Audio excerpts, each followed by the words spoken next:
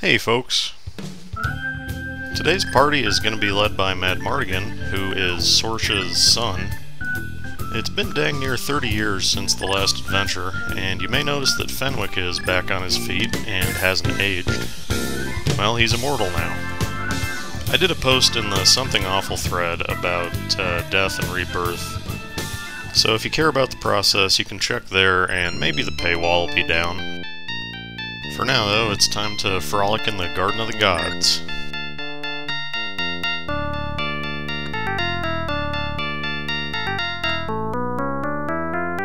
Something strange here is that they're using the Greek names of the gods rather than the Roman names that are used in the enchantment system.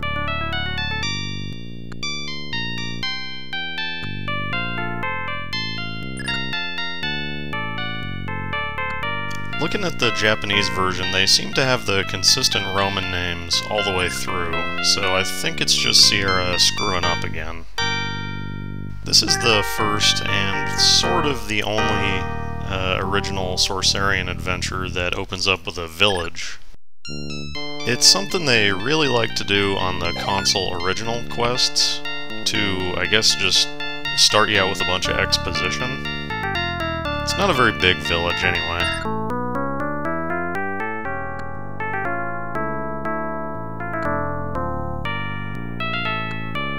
Yeah, no thanks, lady.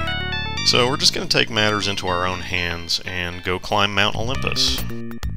These little flying guys are Aerolora, which I'm 99% sure are based on the D&D monster Aarakocra. The spell we just wiped him out with is called Air's Ban. If you can land a hit with it, it'll kill every air element enemy on the screen. It costs like 200 MP to cast though, so it's kinda difficult to time it right. Now I'm switching Fenwick over to Ignite, which is an awesome spell. It's basically just napalm, and we haven't seen a spell that really behaves like this yet. The enemies on this screen are Pollutons, which are definitely based on the mythological Periton, which also appears in Dungeons & Dragons.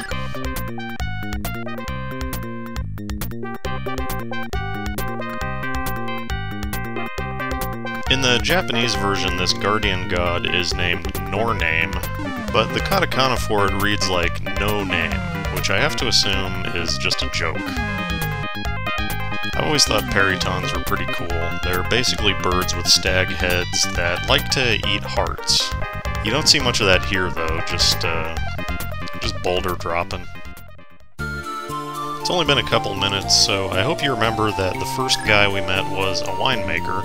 So hopefully he's got something for No Name. It looks like the priestess has set up some kind of barrier on the temple. That's probably fine, right? Normal people aren't supposed to go in there. They can't communicate with the gods.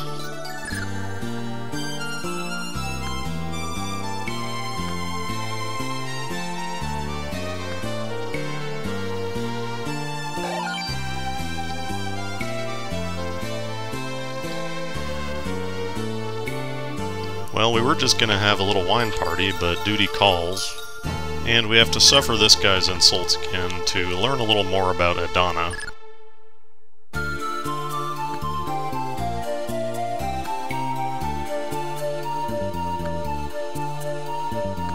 Well, okay, there may be some corruption going on there, but now our main goal is to talk to Zeus. That red seed we picked up is still a bit of a mystery, but it's sort of set up by that plant in the general store that threatens to burst through the ceiling. The Aerolora are supposed to be birdmen, so I'm not sure why their sprites look like these little demon imps. And unlike the Periton, as far as I can tell, the Aarakocra are not based on any kind of mythical creature.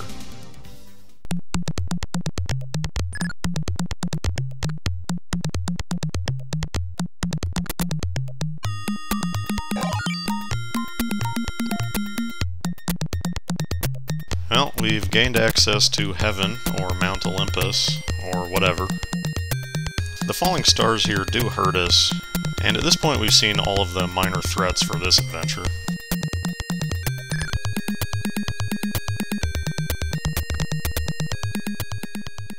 Well, the mighty Zeus, who is of course known for his whirlwind powers, is not having any of us.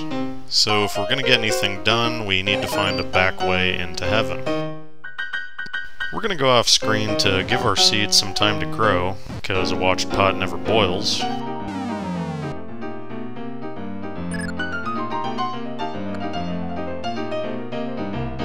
Yep, we've got sort of a beanstalk thing going on here. There is no way to plant the seed until Zeus throws you out of heaven, though. I will say that although that doesn't make a whole lot of sense, coming off of the cursed ship, most of the puzzles in this adventure are pretty well explained.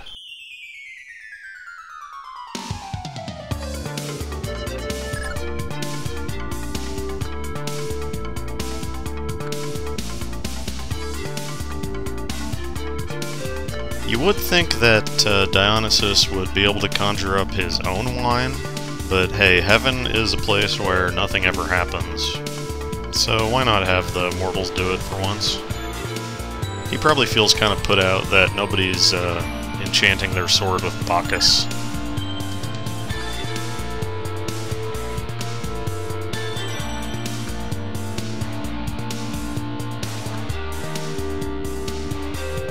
We've seen just about all there is to see of this map at this point.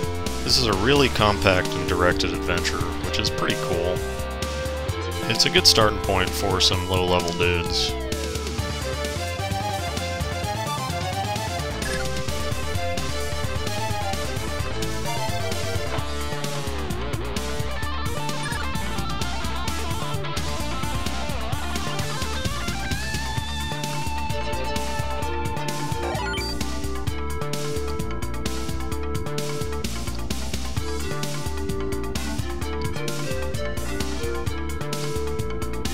Well, Apollo gave us what Hephaestus asked for, and he's got a new request for us, but unfortunately I don't think the god of the forge is much of a matchmaker.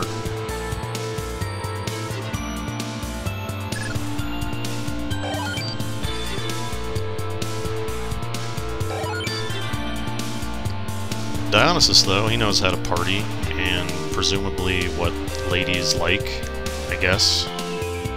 Him and No Name ought to look into moving into the old Tower of Thieves. Plenty of wine there. Yeah, dude, we've heard it before.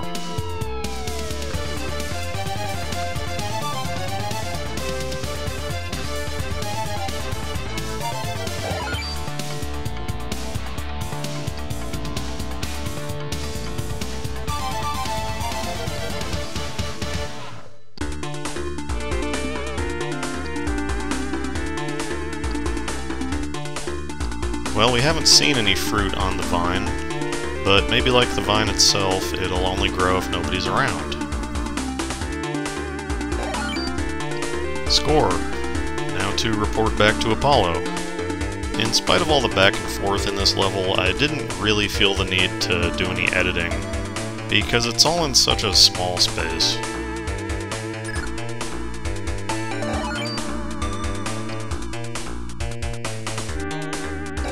Ooh, jeez.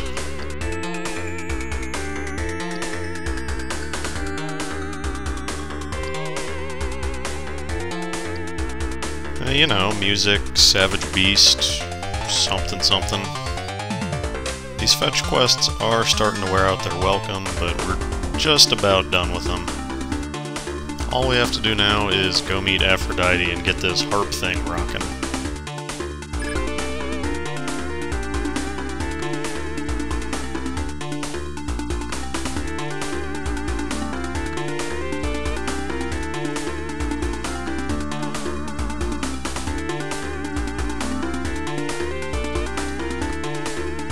This part, I think, will send you for an even bigger loop than the Red Seed, if you don't already know about it. Without any kind of setup at all, a new mortal has appeared in heaven, in the one place we haven't been to, which has been empty until now.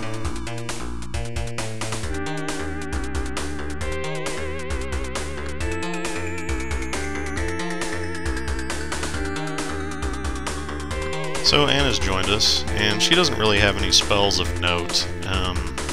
if any, spells. Her harp seems to be casting something, because her MP fluctuates when you use it, but it's not heal. And I'm not really sure what else it could be without any kind of visual effect.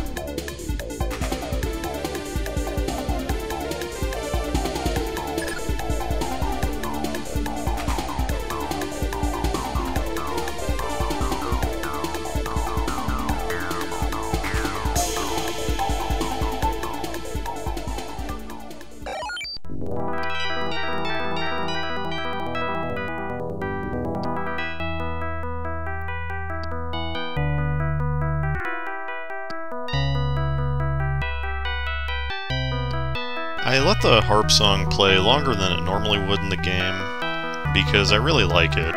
It reminds me of the bit in ActRaiser in Cassandra, when you learn the secret of music, and everybody's very sad, and I cry every time.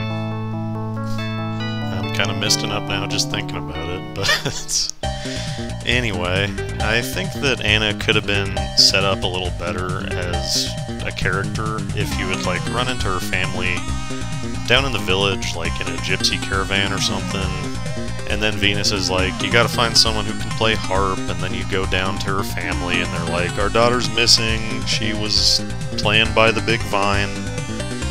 But that would have just been more fetch quest, and I don't work for Falcom. It's not my place.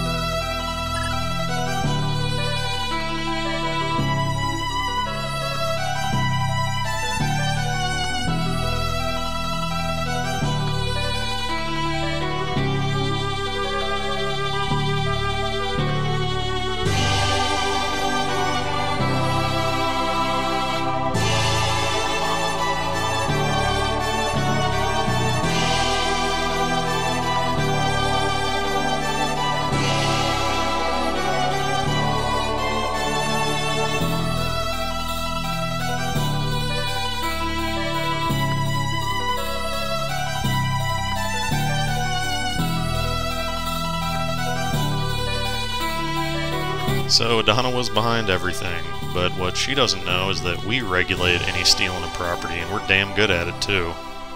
So let's go sort this out.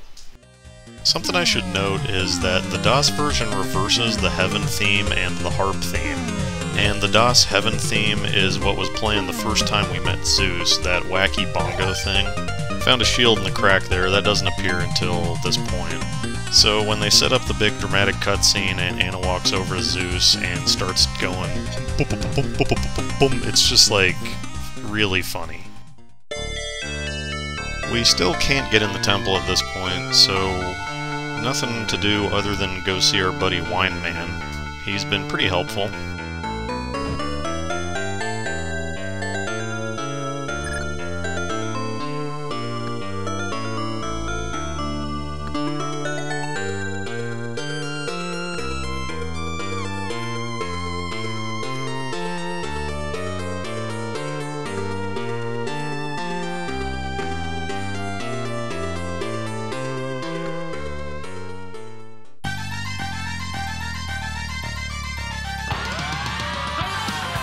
I can't get over that sync I did there. Anyway, this is Adana, better known in boss form as Evil Shaman.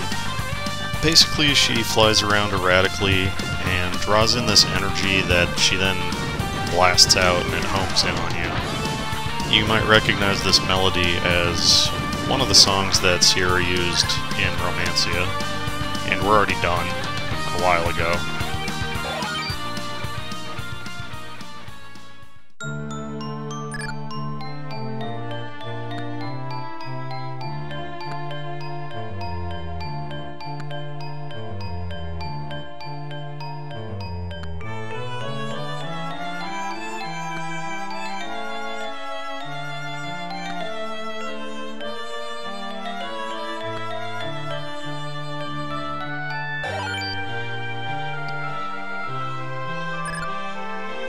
Even though it says time to return the bracelet to Zeus, you can just turn left right now and go home with it, and you'll win. It is magical, and it does count as a ring, but it just has barrier on it, which is basically like all the other shield spells we've seen. So we're going to turn it in hopes of a reward. But since Adana is dead, the barrier on the temple is down, and we can collect all of her ill-gotten tribute.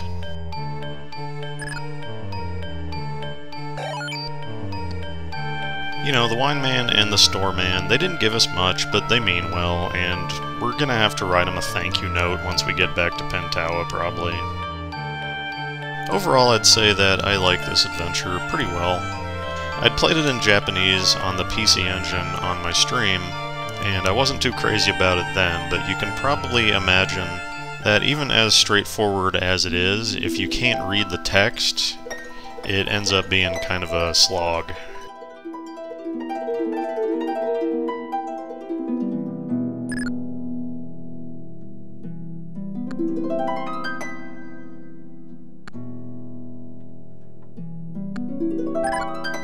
For some reason, on the spur of the moment, I decided to fuck with Zeus. I didn't know this was gonna happen, but hey, I got to show the game off some more.